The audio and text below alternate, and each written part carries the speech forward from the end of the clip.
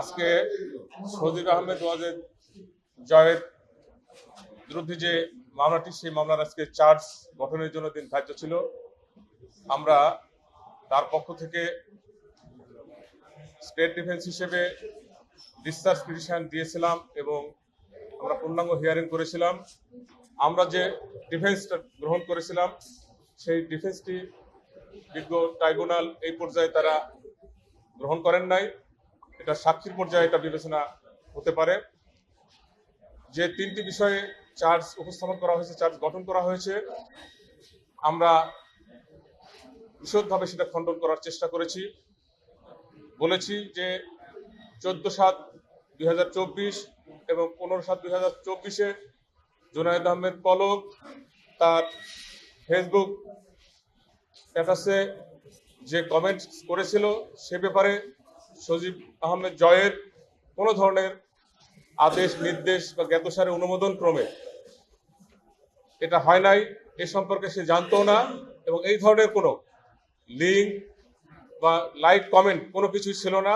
তারপরও আমাদের বক্তব্যকে গ্রহণ না করে বিজ্ঞ ট্রাইব্যুনাল চার্জ গঠন করেছেন।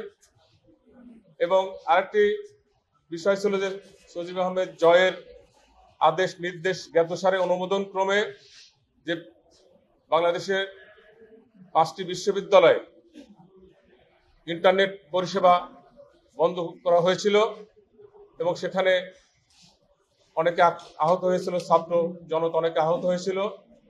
আমরা এই বিষয়ে বলেছি যে এই যে অনুমোদনটা দেওয়া হয়েছিল আমরা বিজ্ঞ আদালতের সামনে উপস্থাপন করেছি, যেটা একটা ভূতাপেক্ষ অনুমোদন, যেটা বিটিসিএল এর কর্মকর্তাবৃন্দ তাদের অনুমোদন ক্রমে সেটা বন্ধ হয়েছিল এবং এ ব্যাপারে জনাব সজিব আহমেদ জয়ের কোনো ধরনের আদেশ, নির্দেশ, অনুমোদন ছিল না।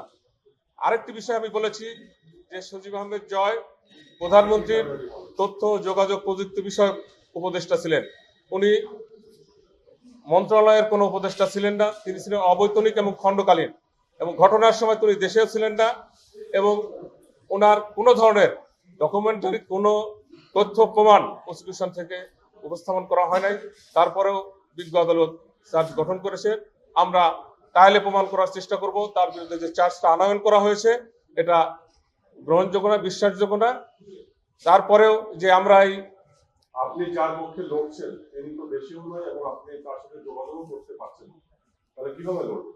আমার কাছে প্রসিকিউশন থেকে যে ধরনের চার্জ, ফরমাল চার্জ এবং জব্দ তালিকা এবং সাক্ষীদের জবানবন্দি, বিভিন্ন ভিডিও ফুটেজ দাখিল করা হয়েছে সেগুলো আমি পর্যালোচনা করেছি এবং আমার নলেজ থেকে যেটুকু আমি পেয়েছি তার পক্ষেই আমি এই ডিসচার্জ হিয়ারিং করেছি এবং আদালত সেটা গ্রহণ করেছে এবং আমি আদালতকে যুক্তিপূর্ণ বক্তব্য উপস্থাপন করার চেষ্টা করেছি।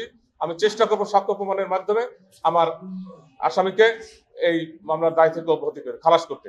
আপনি তো নিশ্চয়ই 1973 যে একটা সেটা পড়েছেন, এই যে ইন্টারনেট বন্ধের কারণে হত্যা বা হত্যা চেষ্টার যে অভিযোগ আনা হয়েছে সেটি কি আইনসম্মত? এই আইনে সেটি অ্যালাউ করে? আপনি এই আইনে এটা কভার করে না।